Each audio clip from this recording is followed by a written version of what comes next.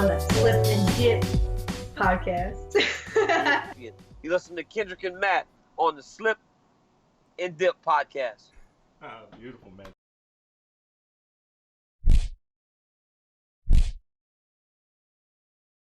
What is up, people? Welcome back to the Slip and Dip podcast, episode 133. Coming to you on the heels of a super busy combat sports weekend, boxing, MMA, multiple promotions, a lot of stuff going on. I am Matthew Wells. Alongside me, as always, Kendrick Johnson, who was out in Vegas for the big one, Fury Wilder 2, which we'll get into in just a second. Yeah, we got a fantastic show lined up for you guys. Hit the thumbs up. Subscribe to the channel if you haven't already. So, Kendrick, tell me about the experience in Las Vegas for one of the biggest heavyweight boxing fights in recent memory. Man, I'm still exhausted from that weekend, man. Just flew in this morning, still on that championship high. Props to Tyson Fury. I'm not surprised he won. I'm surprised how it went down. I had Deontay by knockout, but I wasn't going to be surprised if Tyson Fury won. But I did not think it was going to be by KO or TKO in this case. And since then, I've rewatched the fight, and there's a lot of little things. I thought Deontay got hit in the back of the head, but I think what took out more Deontay injury than getting hit was he was getting choked the whole fight. Did you see a little MMA action? Because you got to see the TV feed. Yeah, man. I noticed that early on. I mean, Tyson Fury kept jumping on that guillotine attempt. It was just like he was squeezing on it too. Like he would wrap it up, squeeze on his head a little bit, and I mean, yeah, he was letting go, but that kind of stuff eventually led to that point deduction that we saw in whatever round that was, fifth round, I think. Yeah. When he ended up being that's what happened. Round. A lot of people were like, what happened? Yeah, like that kind of stuff right there, like that added up early and often. And of course, Fury was putting those hands on him too. So, I mean, it's just a combination of a bad night all around for Deontay Wilder. I would say Deontay, a lot of people say he needs to make changes. A lot of people say he's not. I think he needs to make changes. But one thing, whoever is in his corner next time, you got to have a different game plan, because people act like Sugar Hill Stewart is the best trader since sliced bread because he got Fury to come with different tactics. And one thing, I went back and watched the first fight, and I was at both fights too. But and I look back at last night's fight, one thing that I realized is, if you realize when Tyson Fury gets up after the second knockdown against Deontay, he charged him. It's like he stumbled upon something that he used in this fight. If you really look at it, and I went back and like, that's why he knew what he could do. Because I always talk about taking chances. He came out the gate like, you gonna have to knock me out. Who does that to Deontay Wilder? Somebody crazy. But he figured out when he got up like the Undertaker and he backed up Deontay after that charging him is the way to go. A lot of people are not talking about that. It's like he stumbled upon that at the end of the first fight and carried it over to this fight, and we saw what happened. Yeah, and here's the thing. He fought two completely different styles in both fights, but he was dominant in both fights. I don't think he was dominant the first time. He was. He won every single round outside of getting knocked down twice, getting caught with two different punches. Like, I mean, outside of that, he dominated Deontay the first time. He dominated Deontay this time. And last night was domination for sure. Yeah, 100%. Which it just proves that, listen, Tyson Fury is the better boxer. Deontay Wilder has that power. And if he wants to win a third fight, Deontay's going to have to go back to the drawing board and make some adjustments to beat Tyson Fury. Deontay Wilder doesn't need to scrap the whole Deontay Wilder game plan, but he definitely needs to make some adjustments in what he does if he wants to beat this guy.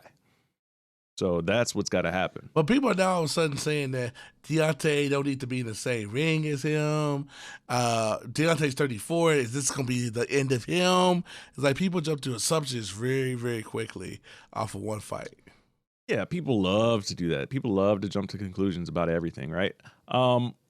Again, like I said, it's not a thing to where, okay, Deontay's washed or anything like that. If someone were to step into the ring with Deontay trying the exact same game plan that Tyson Fury tried on Saturday evening, they're going to get put on their ass quickly, because only Tyson Fury can pull that off. Only Tyson Fury has that quickness, he has that size and that length to do what he does.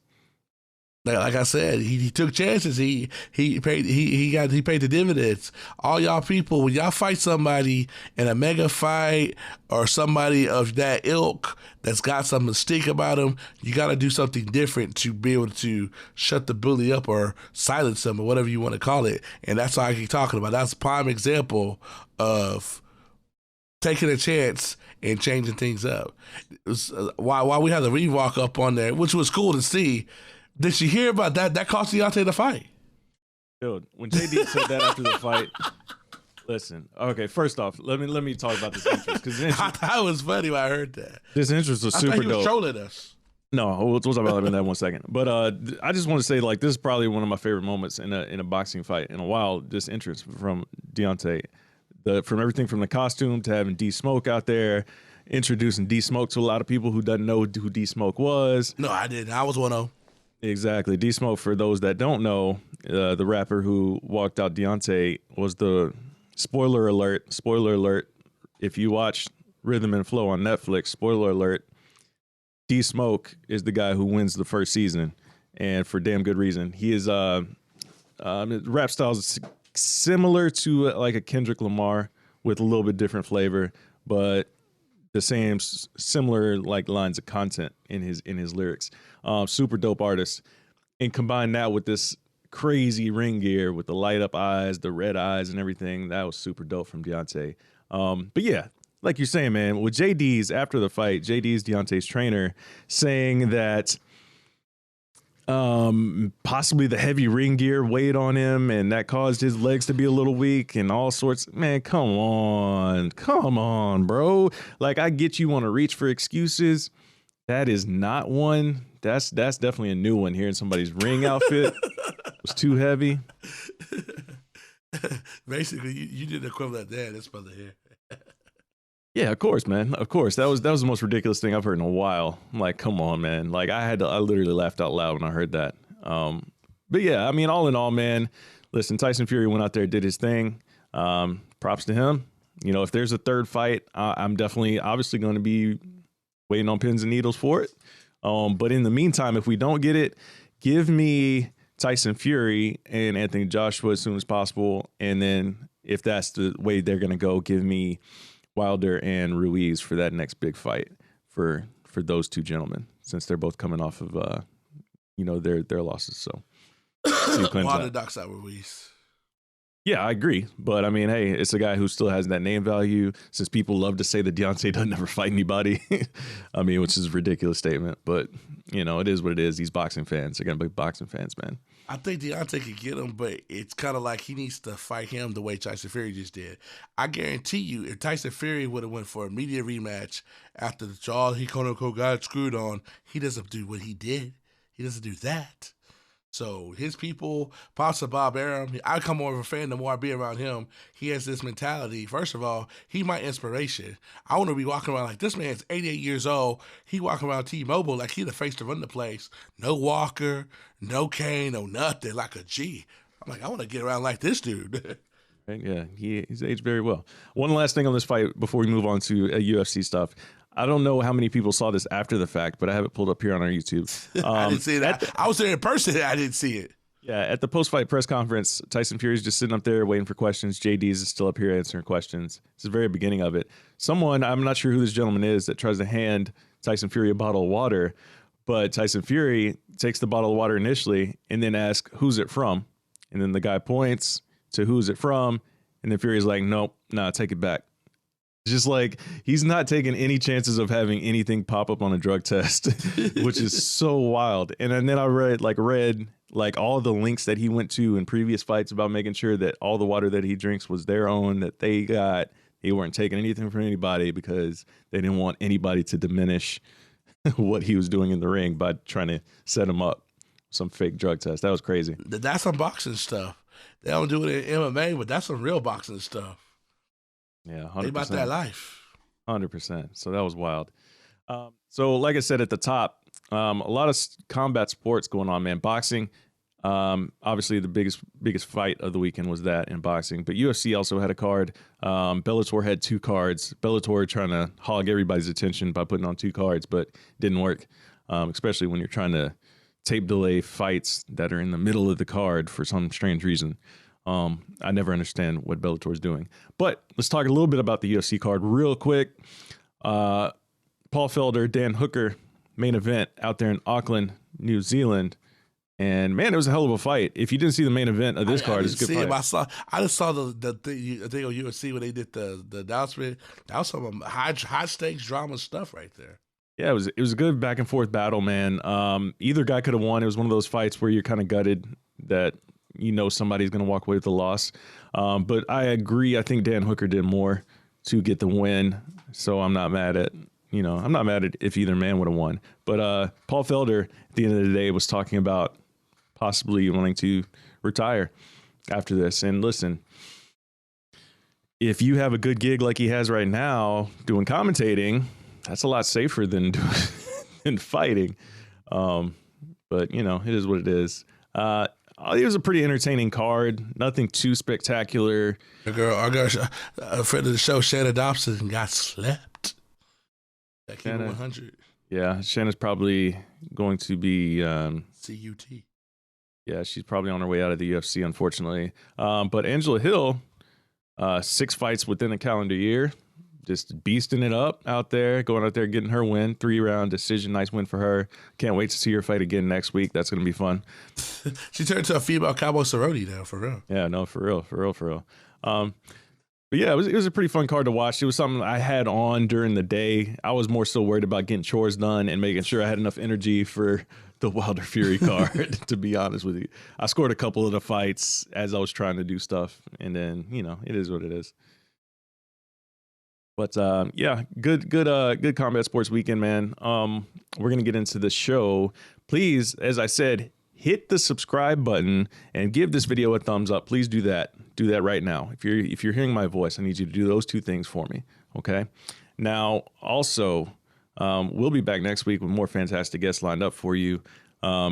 Hit the links in the description. Check out all the links in the description, guys. We've got merch. We've got Venmo, Spotify, like Cash App.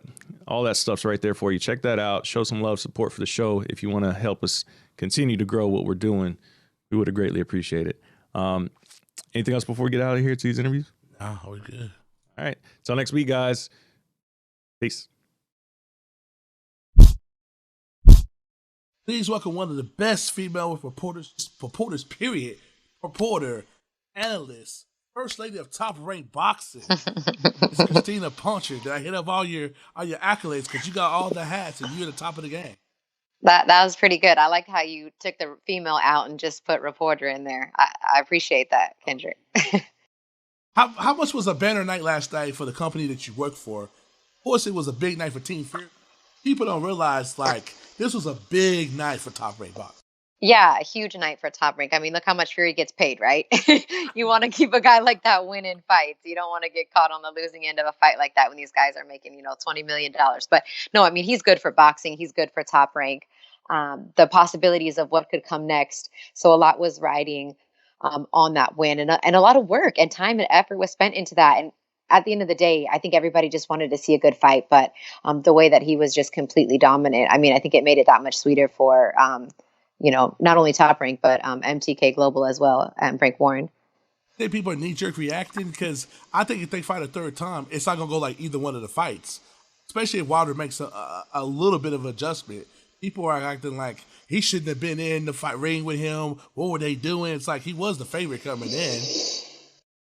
Yeah, he was. And I think, if you look at both fights, a lot of people, it was 2 different fights. I think Fury did dominate the rounds in more rounds in the first fight and more rounds, obviously, here in the second fight, winning almost everyone, but at 2 different styles, right? 2 completely different ways. So, I'm down to see them fight a third time. Obviously, whatever shot that Fury caught him with in that third round, Ray Flores and I definitely thought that it was a busted eardrum. And I think that even Mark Breland did as well. And that's why he stopped the fight with the bleeding out of the eardrum of Deontay Wilder. But turns out apparently it was just a cut, maybe. And maybe he just didn't have his legs because his equilibrium was thrown off. But either way, Tyson Fury did exactly what he needed to do and what he said he was going to do. And I was surprised. I think that was a clean shot because you were closer than me. It looked like it was behind the head, but I mean, I do think it was kind of like right in that area, right on his ear, kind of part of the glove behind the ear, because he was kind of dipping his head down at the same time. And I think that's more why I thought it caused like the bleeding in his ear, and why his legs weren't there for the rest of the fight. I mean, it looked like he was completely off. And then I was surprised to hear him say something about his legs coming into the fight, because every fighter is not going to tell you nothing before the fight. It's the best training camp they've ever had. Like, there's nothing wrong, right? And then he's like, "Oh, my leg." And I was calling the fight alongside Ray Flores, and Ray's called a lot of Deontay's fights, and he was telling me like something's not right, something's not right. So was it the equilibrium? Was it the leg? I don't know. Whatever was right, Tyson Fury did everything right. That's what he did, and kudos to him for sure. Dominant performance. There's a lot of weird things that like came out like right immediately after the fact. Like JD's was saying some pretty strange things to me. What did he say? Well, the leg in regards, somebody asked him about how Deontay's legs were feeling, I believe, or something like that, and he said, I know he was just trying to reach for some sort of answer to this question, and it seemed like he said the ring gear that he walked out with was kind of heavy. I don't know if that had anything to do with it. And I heard that. I was like, really, dude? Really? I mean, if you're reaching for something, yeah. I mean, but you have to admit, whether it was the shot slightly in the back of the head, whether it was the ear that was bothering him, whatever, he wasn't. And Fury looked spectacular and came in with a completely different game plan. Like, I think it's hard because the English fans, the British fans are so passionate that immediately if you say that, Wilder wasn't at his best or something was wrong or whatever, then it's like you're biased and you're not giving any credit to Fury. And I don't want to take any credit away from Tyson Fury and what he did. He absolutely capitalized on everything. And he landed the punch that if that indeed messed up his equilibrium, then so be it. But to me, I mean, watching tape and stuff on Wilder, he just didn't look the same. But maybe it's just was all because of Tyson Fury. I guess we're going to see it probably in the days and weeks to come. Yeah, I mean, it was a good game plan. I mean, he kept him on his back foot right out of the gate. I just said this a second ago with one of our other guests. Have you seen The Irishman on Netflix? No, I have not. Okay, well, there's a line in there. There's a line from a scene. A guy pulls a gun out on one of the other gentlemen, and he charged at him. And then he's like, "This is a teaching moment. When a guy has a gun, you charge him. When a guy has a knife, you run." And that kind of applied to this. Like Deontay was the one holding the gun, so you got to charge the guy with the gun. 100%. 100%. Yeah. And I mean, and also, Deontay didn't look to be in the best shape. Like, he seemed like he was gassed. Like, the weight maybe affected him more than he thought. And maybe it was like, Tyson's putting on some weight, so let me put on a little bit of weight. Because in fighter meetings, JD's was saying, we don't have a scale in the gym.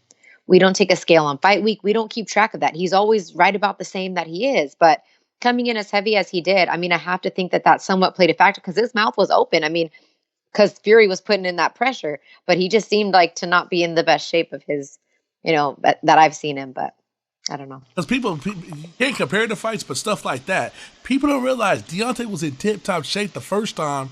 And I know Deontay's not the most technical guy, but we all know that. But people also forget he caught Fury going backwards the first fight. The first knockdown, he was going backwards. So this notion that he can't fight off his back foot just because he usually does it, to me, is a myth. And the conditioning, that's 100%, because he caught him in the 12th round when he had to the first time.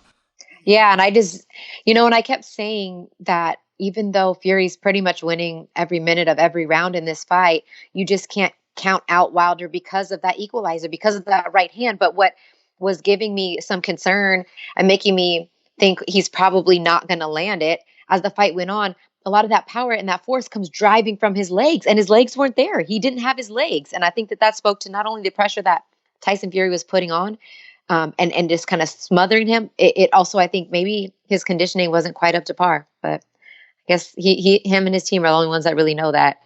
Yeah, it's weird that the legs were like the biggest talking point. Like, I go back to the weigh-ins, and I saw Deontay jumping up to try to, slap hands with the fighter as he was walking in. I was like, oh, okay, Deontay's got some hops. But all of a sudden on fight night, something's wrong with his legs. Maybe, I don't know, maybe he twisted an ankle or something when he did that. Who knows? Yeah, I don't know. I'm just gonna get. I mean, I got caught up. I got a lot of people coming after me saying that I talked too much about what Wilder wasn't doing and not enough about what Fury was doing. And That's I what mean, get at. Like, I think that's what's happening. And I feel like, okay, I've always been called, not always, but, I work for Top Rank. So people usually say I'm being a Fury homer because of that. But here I am getting on fight night, getting called a Wilder homer. I was like, this is the first time I've ever worked with the guy. And here I am because I'm saying something doesn't look right. Something looks off, that I'm not giving Fury the credit he deserves. And I want to make sure I do that because he fought a great performance. Yeah, well, both things can be true. Like, Deontay could have a bad night at the office, and Tyson Fury could have came in. No, not to these fight fans. I'm telling you, like, they're going ham right now. Like, it is like no excuses, like pillar to post. Like, I'm out of my mind for assuming that it was nothing wrong with Deontay. It was all what Tyson was able to do. So I could just to add this to your resume and. Behind the scenes, how crazy was that to have the multi-networks and all the behind-the-scenes stuff that people didn't see? Because to me, it seemed like people were putting on a good face. But I've been a part of multiple productions from the NBA Finals to Mayweather-Pacquiao. This was weird all the way. Like, Fight Night was just weird last night. Was it? In the media room, they did the media room in a random restaurant. Yes, see, MG Milne, like, I don't know how many hundreds of times. I never seen this MF restaurant. Like, yeah, I don't know whose call that was. Yeah, I didn't know whose call that was. Going out, like, by the VIPs, like, I got, like, we all got, like, friends that are high profile. It was cool for me because I usually never see them. I'm talking to them, the DM. Hey, I see you. I'm like, what? Because usually we're secluded. So I'm like talking to Joy Taylor and Omar Miller and stuff like that. And they're like right there seeing us. It's like, wow. And I turn around, I see Triple H. It's like stuff we usually kind of secluded. It was like weird last night. Just that to me told me something weird was gonna happen in the fight. It was weird from just getting there. You know what? I feel like it was weird from even early on the undercard. You had the Isaac Lowe's fight, and you had like 17 million points taken away from Big Draculus or whatever. Was it 3 on each side? I was like, it was I think like 6 points were deducted in that fight. That was crazy. I mean, there was just, I don't know. It was some weird stuff like happening. But I mean, as far as working with both sides, I had a absolutely awesome, experience. Everybody was so good to me. We had clearly laid out what Ray was going to do, what I was going to do, what, Top Rank was handling, what PBC was handling. I think something that was strange, like there was a lot of people around ringside, like maybe they're used to sitting ringside at PBC shows or they used to sitting ringside at Top Rank shows. Well, there's still the same amount of seats and double the people. So you see, yeah, it was kind of crazy. Yeah, so it was crazy to see even like, I'm talking celebrities getting like, well, sorry, you can't sit there or your seat's full by this, because I'm on the air, but I'm still kind of like watching everything that's going on. So what? So the A-listers were getting pissed last night. Well, yeah, because they were going like they would walk in or want to sit behind this person, and like someone else sitting there, and they're like, "I'm not moving." And then one of the Watson brothers comes and he's like, "You need to move." And then an executive from ESPN would be like, "Well, he's sitting there." It was kind of crazy. Yeah. Did you see Earl Spitz's tweet? Oh my God! Well, I saw it on Instagram. You're talking about the post where Bud and Shakur and Bud's sister was in there. So good. So good. Like, why they got me by all these Top Rank? Well, I was laughing because when I saw them on the screen, like in the background, I'm like, are they sitting even in the same row? But I think Errol was one row in front, but they just looked like they were sitting right next to each other. I said, God, I hope this is where the fight gets made right here, right now. Because there's a lot of dream like PBC Top Rank matchups. And I just hope that, things went well enough, at least up at the top where the executives are making the decision so that we can get some more of those fights made. Do you think this will lay the groundwork where everybody work with everybody? Because like being in Dallas, I'm going to see Mikey Garcia and them. So who I'm be hanging out with this week. So I'm gonna see what spin he puts on because it seemed like people talk about Al Heyman. He's done some stuff with Eddie. He's done some stuff with Bob. But them working together consistently has not been a thing. And then Oscar doesn't work with nobody. Yeah, I mean, and that's going to start to affect him more than I think ever now with the way if Top Rank and Al Heyman start working and putting PBC start making fights, and obviously we've made fights with DAZN, we've made fights, with other promoters, like the DeBella, etc.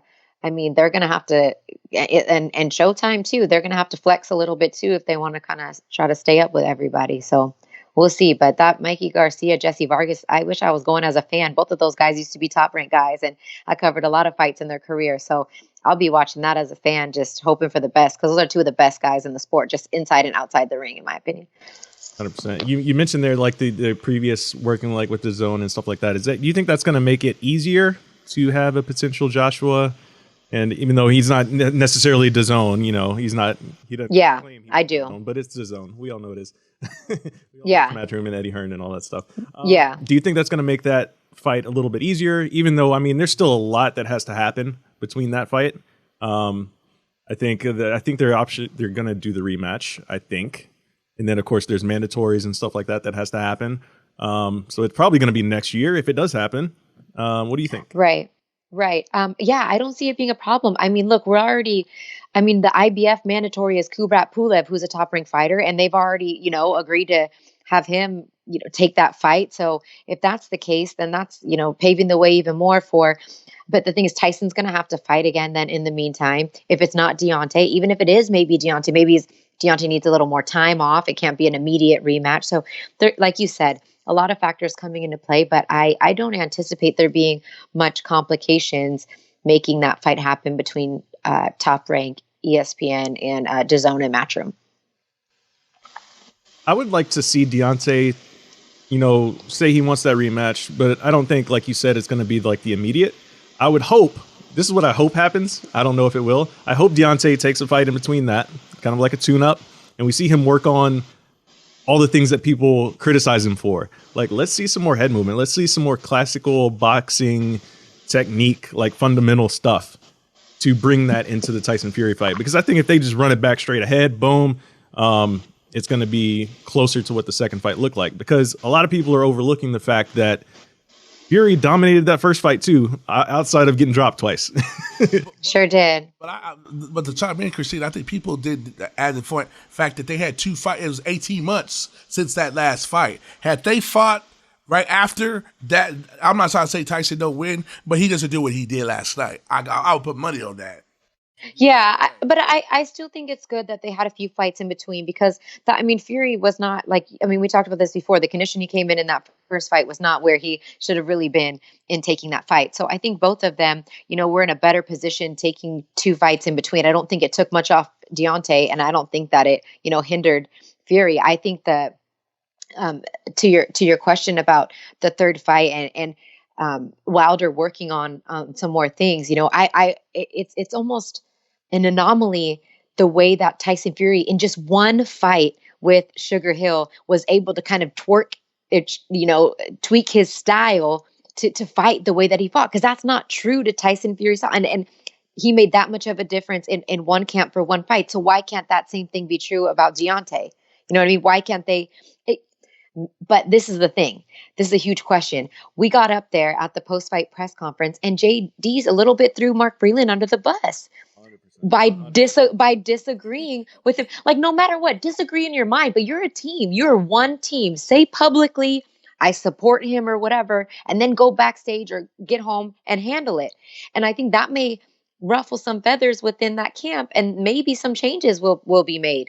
Because if that's we're holding court and we're having a real serious discussion about how that went down, What do you think about the football analogy? I'm the head coach, but I don't call the plays. I was going to start laughing out loud when he said.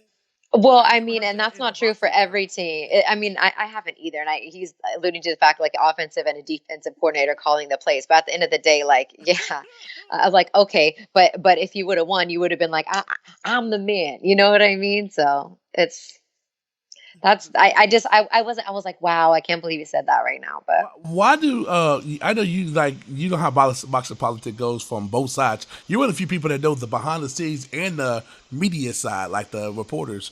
My people at Ring are like, Sugar Hill's the lead for trainer of the year. How can you be trainer of the year when you only train one fighter? No, I haven't heard that at all. This is the first I'm hearing that. Doug Fisher tweeted that. Well, if he starts off the year this way, and let's say Tyson fights two more times, and he's like, I don't know, and they go and beat Anthony Joshua, and then they go and fight Deontay Wilder, then okay, that.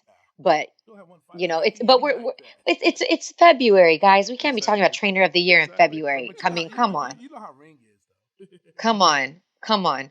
I mean, if you're going to say I'm putting him on the list, cool. But then there's probably 10 other guys on the list at this point. You know what I mean? Like, Under that logic, I'm gonna fight January 1st and be fighter of the year.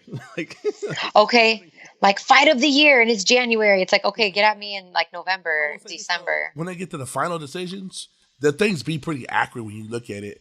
Prospect of the year to fight of the year. When you look back on them a couple years after last time, rings pretty accurate with the way. 100%. It's just early. They're way better than those boxing councils that be make believe. No comment. I don't get how you can be like. I legitimately talked to somebody with WBC, not a Dylan White fan by any stretch, but how can you be a number one contender for years and don't get a shot? Like, what sport? Like, even in like Pee Wee baseball, you can't do that. That's a whole nother episode for a whole nother day. no, You know, for a whole nother time. That's a whole nother can of worms right there. I can't. Yeah. That truly has happened. He's been the one WBC. Technically, he's Tyson Fury's the one that contender for the WBC because he hadn't moved in 3 years. Well, I mean, and Pulev's been the mandatory for the IBF for like 17 years too. You know what I mean? So it's like there's a lot of things kind of going on there in that situation. Look, and then Charles Martin's fight against Gerald Washington was an IBF title eliminator, and they're not even ranked 1, 2, or 3. I mean, 3, 4, or 5. I think one of them has ranked 5. So, anyway. Side note on that, I've never been happier to see a knockout in a fight. Man, Everybody's ready for the real thing.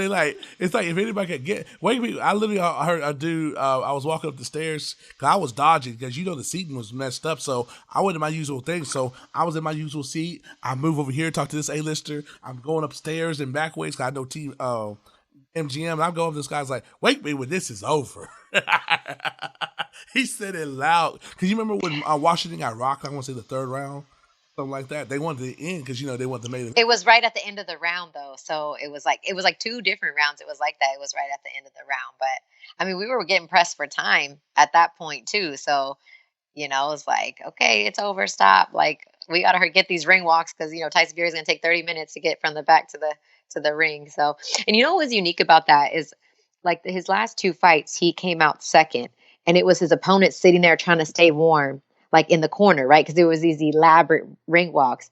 And last night it was Fury that came out first. So I'm seeing him in the corner, kind of like after all that, trying to like warm up. And I was like, this is different. Like it was just one little thing that I said, let me see how he comes out, because you get warmed up in the locker room. But that was his whole walk was what, 20 minutes? Like it was like at least 10 minutes. Okay. And then when Wilder started, his was at least 6. It wasn't 5, but it wasn't 10. It was about 7 to 8. Okay, and then by the time the introduction, you know what I mean? So it was like I was wondering how that would be, but I mean, he jumped on it from the get go. How much are you privy to that when it comes to like the production side? Like, do you know exactly what they're doing, or is it just like, hey, this takes so much time? Tell us the truth, Christina. You know what? No, I mean, we have an idea of the time, but as far as the details of it, they do a rehearsal, but it's like closed doors, only like the people that are actually like walking them and stuff so they can practice. But he just kept telling us like, wait till you see. And Deontay gave us a hint, like I'm doing an ode to Black history. He's like, I'm going to say it's going to light up the night. He was giving like hints to us, but they even wanted us as broadcasters to be surprised as to what we were going to see so we could have a raw reaction on the air. So we were not in there watching rehearsals when they were doing it.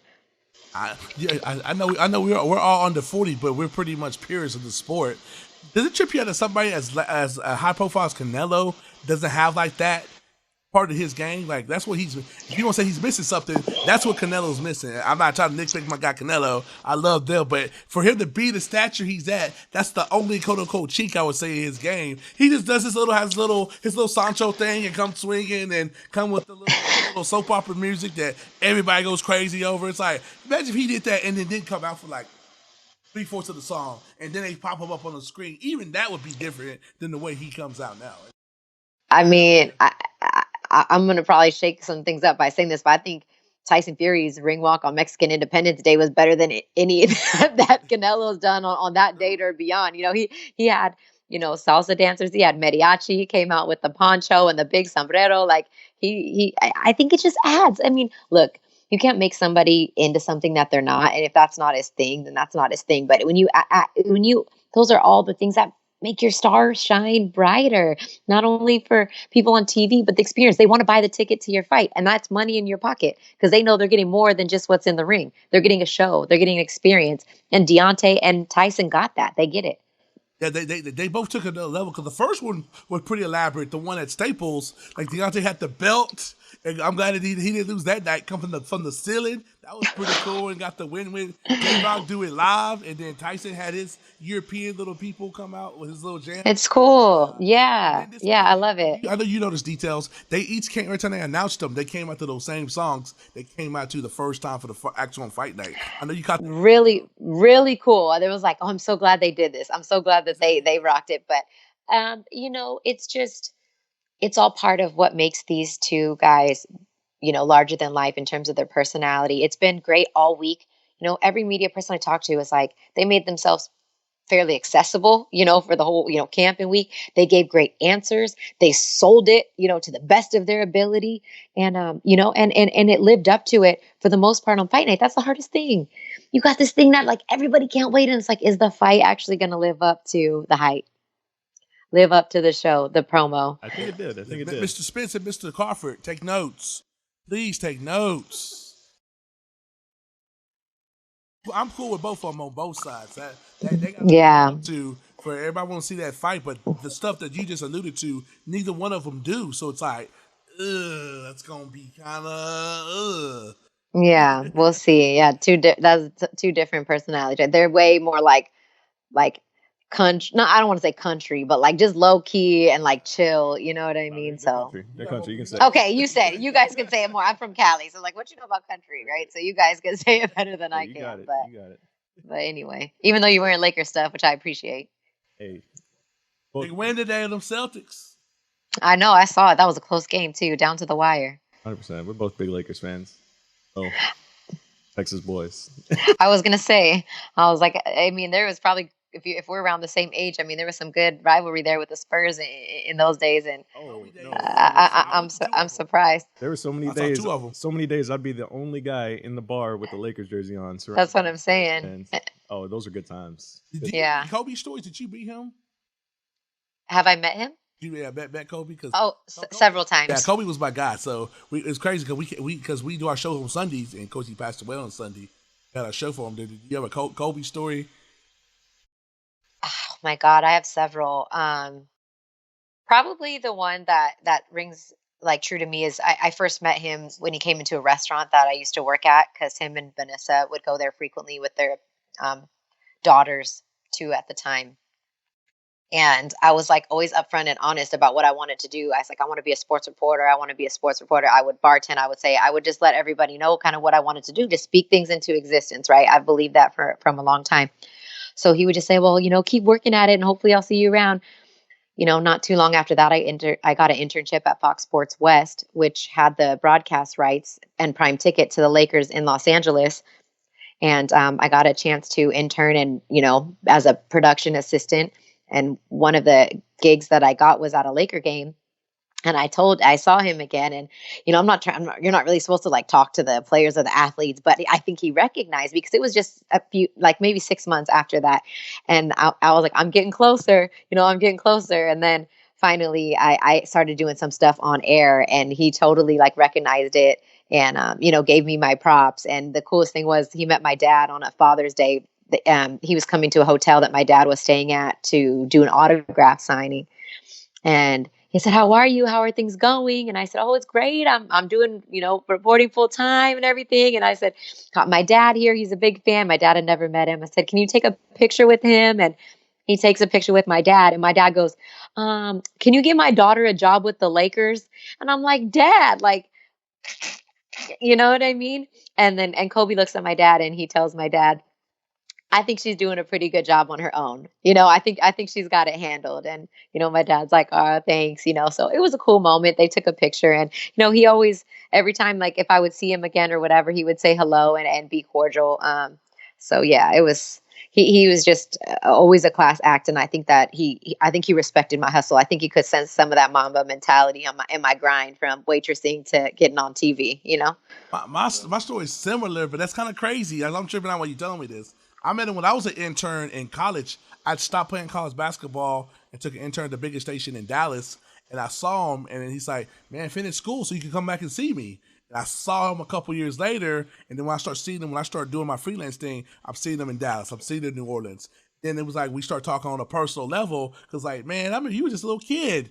Now you like follow us around the country, and he kind of like he said, respected the hustle. So he's like, people don't realize Mamba mentality is not some cool slogan. I've been telling people that stuff was legit, and he can spot it too. I mean, like I think I think that's what it is. I mean, I'm sure a lot of people like say, I want to do this or I want to do this, and maybe they end up achieving it and they just don't get to see him again. And that's not to say that he wouldn't recognize that, but I was just in a real good position, in a real good spot working at Fox Sports in LA to where he could kind of see the come up. And I think that, yeah, he respected that a lot. And now he can see everything, right? Now he can see everything that we're doing. And he probably up there, smiling and knowing that like he's sprinkled a little bit of that. Yeah, man. I'm going to be bawling my eyes out tomorrow at the memorial. I'm like, I wish I was going to be there in person, but I'll be watching on television, and it's going to be heavy for sure. I'm watching mine tomorrow. I'm going to watch it tomorrow night so I just block it. I never put my phone on silent. Put my phone on silent. You're going to see clips on Instagram all day and stuff. You're going to completely like stay off social media and everything. Things like that don't work anymore in this day and age. Like, they used to be like, don't call me. I'm not watching the game. I have it recorded. I'm like, you get alerts that pop up from SportsCenter. Like, dang it. That's the score. So, but thanks you guys for having me on so much. I appreciate it. And after the fight, I know how your travel schedule. I know I'm ready to go to bed right after this. I'm like, it was a long week. What'd you say? And so you would people that be gone as long as I do, be working as hard as I do. I've been gone 20 out of 23 days. Okay, that's a little more than me because we didn't go to China. So I actually got a little break because we didn't go to China with Jose Ramirez and Victor Postol because of the coronavirus. So that actually, I got to stay home for like 2 weeks because of that. That was nice. So, yeah. I got Ramirez in that fight. I like Jose. Me too. Crystina, we appreciate it. Thanks for the time. You've been very generous with your time tonight, and it's always good to talk to you. Likewise, guys. I'll see you on the next one. The queen of Top Rank. Deuces. I'll see you in April. Tiafimo. Oh, I can't wait for that. May. I'm going to April. That's what I'm thinking. Yeah, no, I know. I wish it was April because I want that fight to hurry up and get here too. But you got Inoue in April. Inoue's U.S. Top Rank debut. So. Got you. All right. Go. She spit stuff on top of the dome. Yeah, but up first, Shakur Stevenson title defense against Miguel Mariaga. Don't sleep on that fight. Mariaga's a good fighter.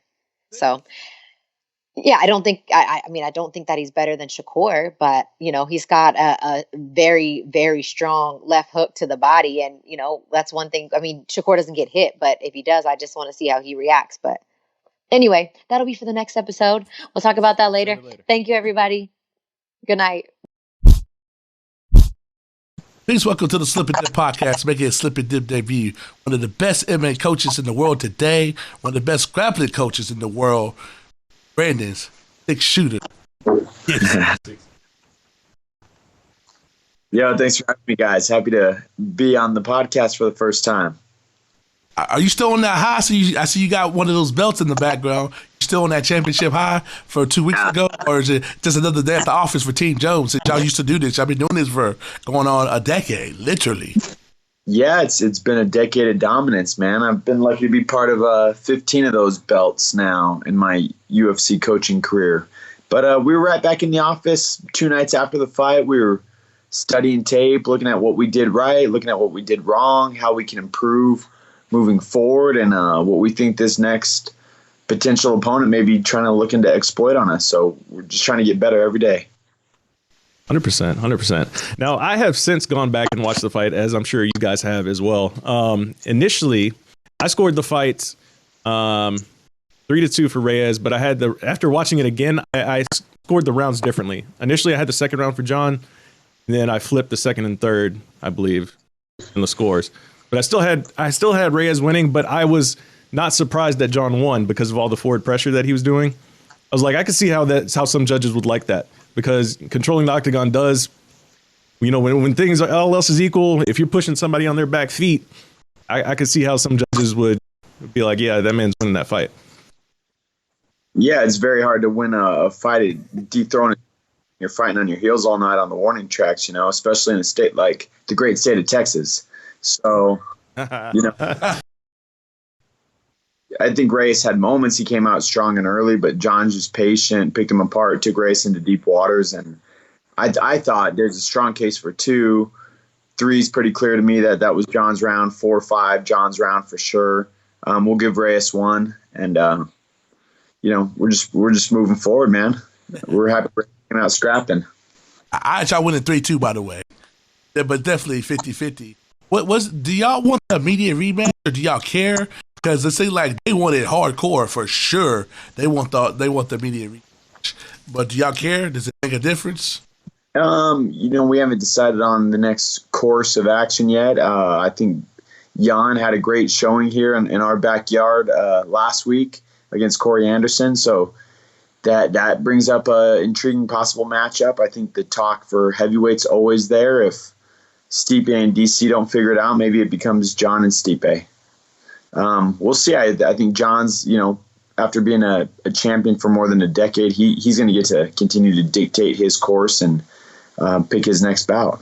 I know John particularly, and y'all as a team are very, very particular about his legacy. Do you feel for him to be the unquestioned GOAT, he has to get a belt at heavyweight? He's definitely the conversation regardless if he spends a second in the weight class, but getting that belt, it's not even a question no more. In my book, it's like, if he gets belts, there's no question, but there's a legit question. Doesn't go up there, at least they say dare to be great. Yeah, that's one thing about the fight game is that there's always a next challenge. There's always a bigger challenge. And, you know, when you're a champion as dominant as John, then the talk of becoming a double champ starts coming into play more and more and more. Yeah, we'll see. I think John will go down as the greatest of all time, regardless if he goes up to heavyweight or not. But I think that's a challenge that he's willing to take on. One thing I noticed that some people aren't really talking about as much is kind of like the evolution of John, so to speak, over the years. So whereas like when he was coming up, like we saw him take a lot more risks when it came to like all the spinning attacks and doing like these crazy things that were like look really awesome on these highlight reels, right? You know, when he had like the split shorts and it looked all cool as he's spinning and twirling, like everything looked super dope. But we see less and less of that now, and I think that's more so because of the evolution of not only his knowledge as a fighter, but I think like his risk management is better as well because I think of his position. Can you speak to that? Yeah, and another big part of that, I believe, is the caliber of opponents, right? Like when John was throwing spinning elbows on Andre Guzman, nobody knows who Andre Guzman is, right? Stephan Bonner wasn't the great light heavyweights like Rampage or Machida or Shogun were. I think another part of it is that, you know, there's so many fights. That was John's, I think, 22nd UFC fight. So there's so much data and ring time on John now that these guys have so much to watch and prepare for, but we need to continue to keep evolving ourselves. And one of the areas we push ourselves the hardest is the risk that John takes, like mitigating the offensive damage that any opponent can bring. So, when John was young, he was allowed to be a little more wild and reckless. And now as we continue to fight all of these champions that are coming in and spending their whole career for that one moment, we have to really be super sharp on our defense. That's the game. Like John's always going to have great tools. I think he's growing in his power a lot. But his defense is getting very, very sharp as his career goes on. It's crazy to you the fact that winning these fights with people like, oh, he's not finishing nobody anymore. You don't see the stop at a Vamp, stop at a Machida, stop at a Shogun. Is that crazy to y'all? Y'all still getting your hand raised and people still not happy. Yeah, heck, he finished Gustafsson just, a little more than a year ago in a dominating rematch and finished DC right before that in a dominating rematch as well. Smith, Santos, Reyes, they've all been very durable, tough opponents. But it's definitely something that we're training for each time. Like, we want the finish. We definitely want the victory, and we're making sure that John's prepared for 5 rounds. I think shows in each and every one of our fights. But, we want the victory. We want the finish when it's there. So, but we're not going to ever force anything. A win's a win. I have to correct you there.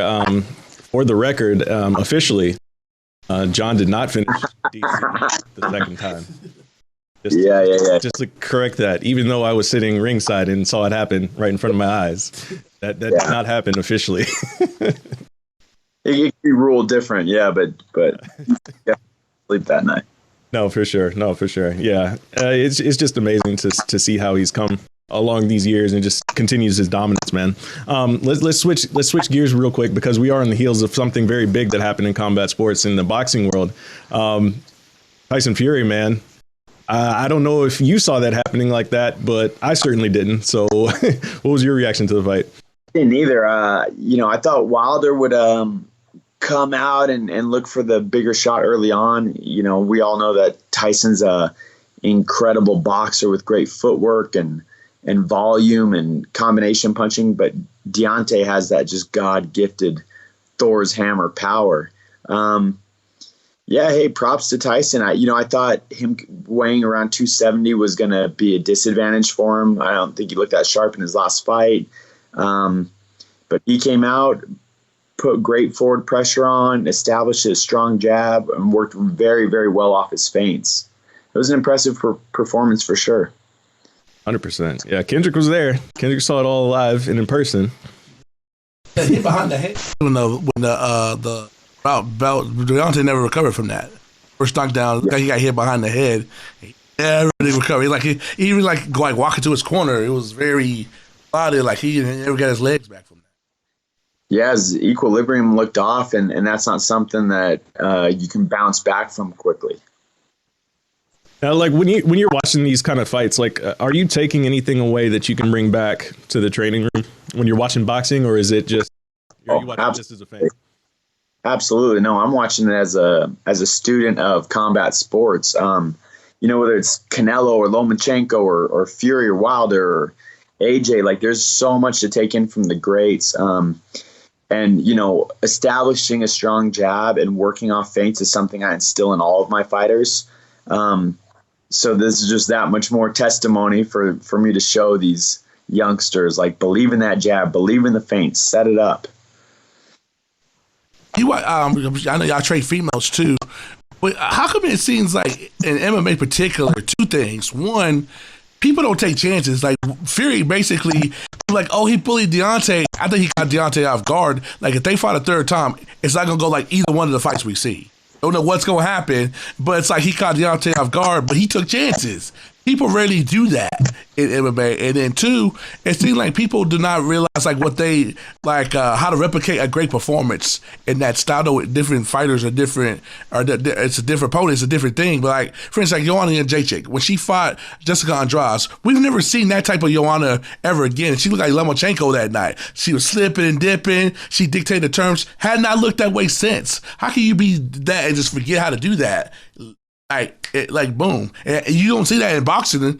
You know what Danny Garcia gonna do. People don't know Danny Garcia. He gonna go to the body, throw the hook. He might lose, but he gonna go out doing what he do that got him great. People in MMA don't do that. Or like Tyron Woodley, wrestling people, pounding them out. Now it's all striking. We don't even take takedowns against Kamaru, and then we want to know why we got our belt took. That's why you got your belt. I think in boxing, there's still a vast variety of skill sets coming in and styles, but in MMA, it's that multiplied by 100. So Joanna could be up against, a slick boxer like Rose in one fight, and then a powerhouse like Andrade the next. Or there's just so many styles, and I think that's what really plays into it. And you're right, these great performances are hard to duplicate. One that came to my mind was Cody Garbrandt against Dominic Cruz, where his defense was just so razor sharp and he had the knockout power there. And Cody hasn't been able to kind of replicate a night like that since. I believe he can do it again. But it's challenging. I think there's just so many more factors with, leg kicks and the takedowns and just the range and the distance of the octagon. I think in any sports, duplicating a great night is very, very hard. There's so many different factors that come into play. Yeah, that's 100%. It's very hard in MMA. I've noticed that. You can do it in boxing pretty easy, but MMA, it's hard to do that. That's another one. Cody against Dominic Cruz. I hadn't seen that Cody Garbrandt. I add that to my memory bank. Yeah, for sure. No doubt. There's always so many different factors that can come to play. I mean, I think kind of like what you were saying a second ago, like with the Tyson Fury thing, like what you're taking back. I think perhaps, I don't know, but maybe did you think possibly Tyson Fury watched John and his forward pressure on Dominic Reyes a little bit? It's like, hey, that forward pressure thing is something key right there. Maybe I should implement that when I do this rematch against this powerful guy. Before you answer, I was reminded, I don't know if you've seen The Irishman on Netflix. Have you seen that? Yes, sir. There was a line that I thought of in that movie when the guy tries to pull a gun out in the courtroom in that scene, and he is like, a guy with the gun, you charge. A guy with a knife, you run away. There's the guy with the gun, charge him. Yeah, charge him. Charge him. Yeah. I don't think Tyson watched John's fight, or if he did, I don't know how much he took away from it. I just think, he didn't have the success he wanted in the first fight against Deontay, trying to fight on his heels and be a slick boxer. So, I think Tyson going to Kronk Gym really kind of showed that he needed a change in his mindset. And I think the coaches at Kronk were able to give that to him. And I'm excited to see where he can go with it. Props to you for knowing both sides. I trip out, as you know, I'm both on both sides of the fence. Man, I don't never watch the MMA stuff. Man, I don't got no time to watching that boxing stuff. This MMA. Props to you to be able to be that much into it, that you see the value that, yeah, you're completely different, but you can take a good thing or two and install in your side of the fence. I don't understand why people so anti, because like there's people in y'all that's like anti-boxing. There's a lot of anti-boxing. That MMA stuff, so props to you for being that guy. Yeah, of course. I don't think all technical aspects can carry over, but themes in combat like mindset, mentality, training, teamwork, pressure, being unbreakable. There's so many just themes that can carry over no matter what. They could transcend all sports. Like, after Kobe's passing, we were in John's camp, and John really put that Mamba mentality into so much of our training. Towards the end of camp, we were all just inspired by it, and how can you not be? So I'm always looking for inspiration across sports, across religions, across history, and seeing what we can take to plant a seed into our fighters. How crazy is that y'all preparing for a ghost? What I mean is that guy that may be as athletic or if more athletic than John, that's going to be 8 years younger, that studied him like Dominic, but's better than Dominic. Y'all know sooner or later that guy's going to pop up. So how do y'all psych a ghost right now? We don't know where he going to show up, but he's going to show up sooner rather than later. How do y'all do that? Because y'all in a unique position that most people don't see. Because for instance, Tyson Fury beat Deontay, but that was a 50-50 fight. It wasn't nothing out the blue. Yeah, the ending was what we thought, but he's good enough to do that. It wasn't like it was Dominic Brazil doing that. So how do y'all prepare for that guy that we don't know about, y'all don't know about, but he exists? One nice thing about being at Jackson Wink, it's a large gym. We attract fighters from all over the world. We got guys from Brazil and Russia and Mongolia, Canada, South Africa, Australia. Everybody all over the world is in our gym right now. So we're seeing these hungry 18, 19, 20-year-olds coming in every day with very humble backgrounds. And they're sacrificing it all to be there and to have something that John has. And so I think just being in an atmosphere like that keeps John very hungry and very humble, very focused. So we see it in our own training space. So we know there's guys like that all over the world, and like the Johnny Walkers. Maybe he got derailed a little bit, but now he's at TriStar, and it's going to be interesting to see what he does. And so many guys we've never even heard of. And I think in storied careers like Ali's. We saw that, you see the Larry Holmes coming up and the Spinks and all of these great young contenders that are, going against the older legendary champs. If I could switch gears for a second, once again, to ask you about something else that's kind of related to a situation that you're involved in, that's been really hot in the MMA world, is this whole Diego Sanchez thing.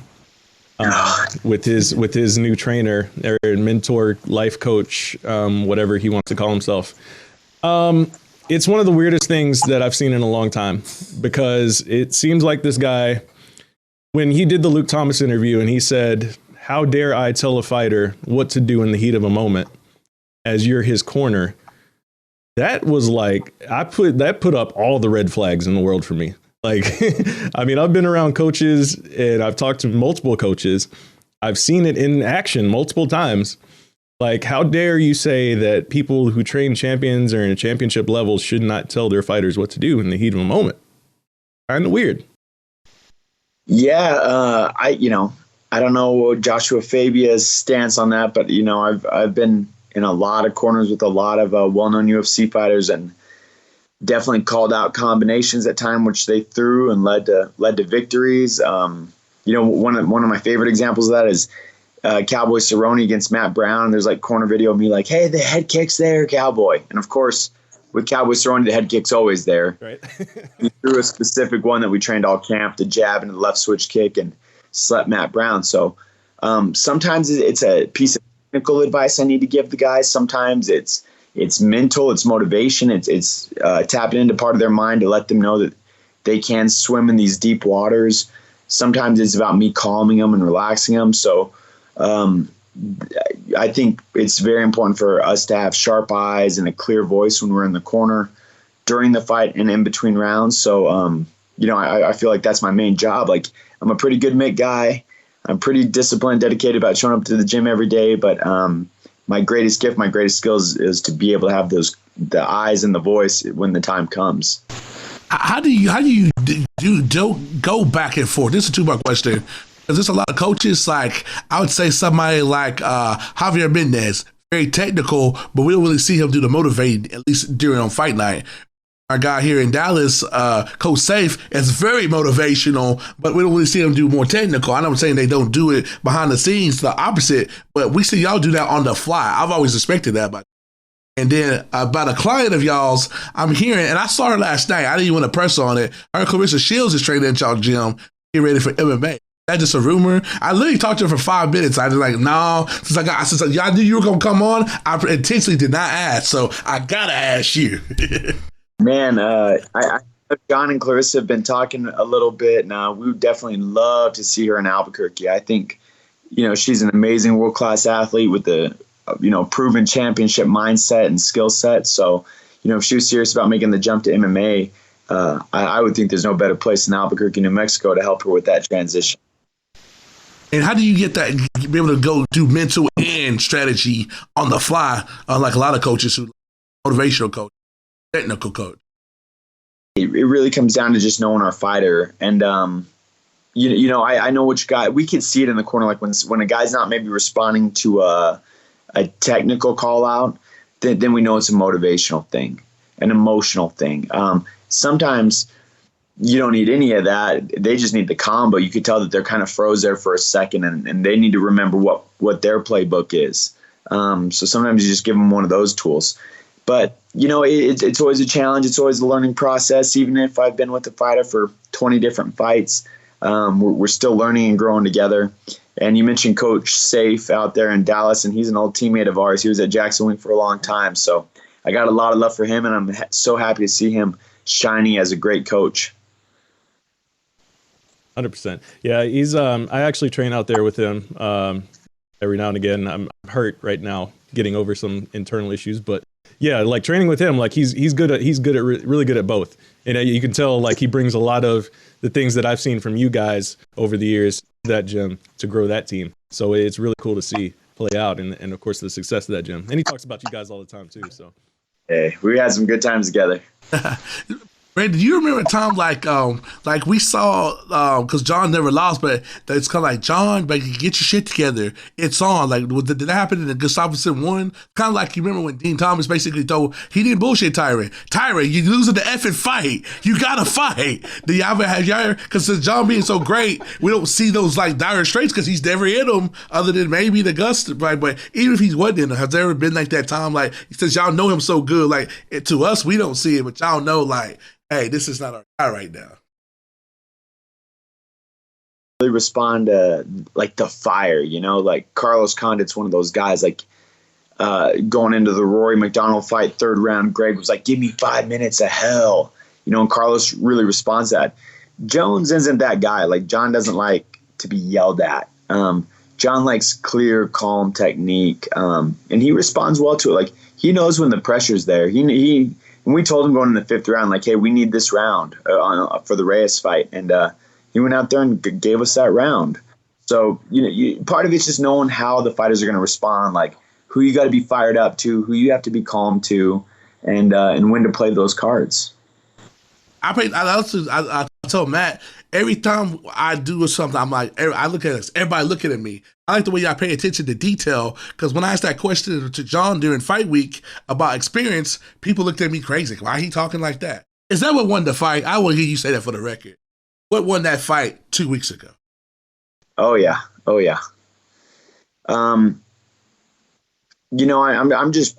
very proud of John, man. He shows up on the big moments. He's a cleaner. He has that Jordan, that Kobe mindset where he's going to perform under the big bright lights. He likes to be the light in the darkness too. So that's what he lives for. He wants those, big crowds, those big moments where, his legacy's on the line, the title's on the line, our whole gym, our reputation is on the line. That's what gets him up, man. He's just game. Props to y'all's team. It's a lot of work. We all take a lot of pride in it. So what's on the radar for you coming up in the very near future? I mean, obviously we don't know what's happening with John, but like, what's the next big thing that you're looking forward to in terms of coming out of Jackson Link right now? Man, we just had a great night in Thackerville, Oklahoma for Bellator on Friday night. We have some young prospects. Christian Angel Edwards, he's now 3-0 in Bellator. He's from Oklahoma. He's a great young man, and he was one of our main sparring partners for Jones to kind of mimic Dominic Reyes. So we're real happy. Christian has a great start going to his career. We also had Big Davion made his pro debut at the same Bellator. So he's 1-0 now. He's a former D1 college football star, D1 wrestler, and Davion and Christian both won kind of like the Jackson's scholarship. So they get to live at the gym, train for free, and the whole team just sees a lot in these two young men, and we think we could help develop them into future champions. Yeah, if I ever need to go holler at somebody, go learn how to wrestle, whoop somebody's ass, come to Jack Week in Albuquerque, New Mexico. Yeah, shout out to Coach Israel Martinez. Man, shout out to Izzy, man. Shout out to Izzy. Izzy style wrestling. Yep. Well, Brandon, man, we appreciate the time coming on the show, man, for the first time. It's always good to talk to you, catch up. Likewise. Yeah, man, we look forward to seeing what you guys do next, man. Well, appreciate it, man. Anytime. Thank you guys for supporting, and we'll talk to you soon. I'm gonna go to Jackson Week, and by the end of the year, that's my goal, to go down. Y'all doing the behind the scenes stuff. People see people see how you got that theory going. People see the results, but they don't see how y'all grind to make it happen. Y'all just show up on Saturday night like Superman to make it happen. That's right. There's a lot of great stories to tell in there, man. There really is. So we'd love to have you out, Kendrick.